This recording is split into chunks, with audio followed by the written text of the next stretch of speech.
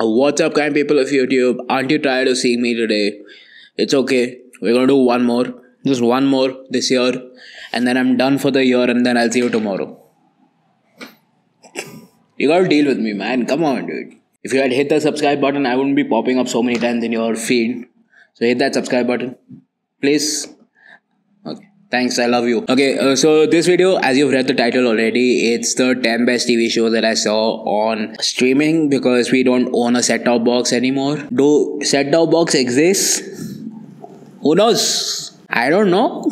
Anyway, so let's talk about the 10 best TV shows that have come out this year. First one, my favorite, came out early in the year and still tops my list, Farzi. Shahid Kapoor, dude, just loved his performance in the show. Also, some wonderful acting. Overall, it is one of the shows made by Raj and DK that I can get behind just because it's one of those kind of shows. My review of it in the description down below. And overall, I love the show. I'm not going to talk about it too much here. The next show that I want to talk about is Railwayman. Review coming out soon. It's going to be in the description. Loved how they structured the whole thing. Loved Babul Khan. Loved R. Madhavan in the show. That's it. That's what you get from me today. The next show is probably one of my top 5 shows that I will recommend for the foreseeable future. It's The Fall of the House of Usher, written by the great writer Edgar Allan Poe, directed by one of my favorite horror directors on Netflix, Mike Flanagan. Watch the show. I can't pronounce absolutely, dude. I was about to say absolutely. It was an absolute gem to watch. Okay, let's go into the next one, Lockwood and Co. Again, reminding you, the previous point was Fall of the House of Usher. Just go watch the show because it's brilliant. The next show that I want to talk about is Lockwood and Co. because of the sheer weirdness that happens in the show. I cannot tell you. It's a bunch of kids that are ghost hunting.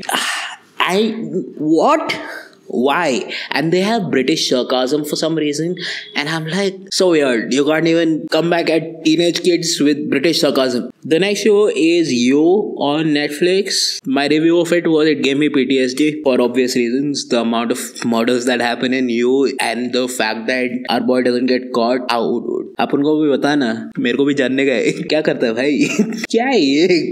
Like dude, I remember one moment, my favorite moment from the show. I have to tell you this. Is he puts her body in a meat grinder, dude.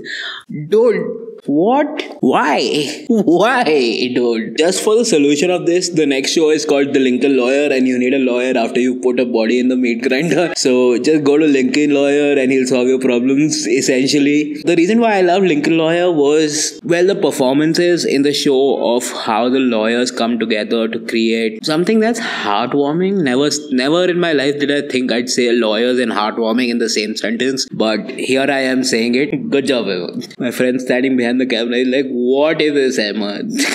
They're going, what are you doing on screen? The next show that I want to talk about, it's The Marvelous Mrs Maisel, and I can tell you that we will never get a show like that ever again, even if we try.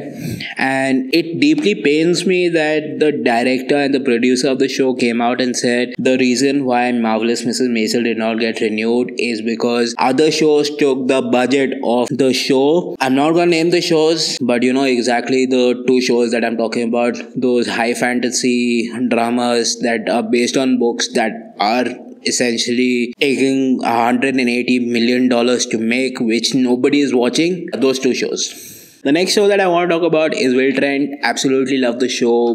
Review again down in the description. The reason why I loved it is the uniqueness of the show. I've mentioned uniqueness quite a few times in this video. I'm starting to think that it's a trend. It's a lovely show. Just go watch it. You'll understand why it's unique. I'm not gonna tell you why it's unique. I can't do this, man. Like, I can't keep telling you why it's unique. Go watch the show. You'll love it. If you don't love it, come and blaze me in the comment section, dude. Just tell me it's stupid. Your recommendations are idiotic. Come and tell me that in the comment section. But go watch it first. The next show is The Last of Us. If you've seen season 1 and if you played the game, you're in for a ride. Trust me. Get a psychiatrist. You need one. After season 2, you'll need one. The reason why I loved it was, well, Papa Pascal was there in it. Pedro Pascal. I call him Papa Pascal because every show he's in, he has an unattached child to him for some reason. Mandalorian, The Last of Us. Why? Actually, why not, dude? I'd love to be his kid.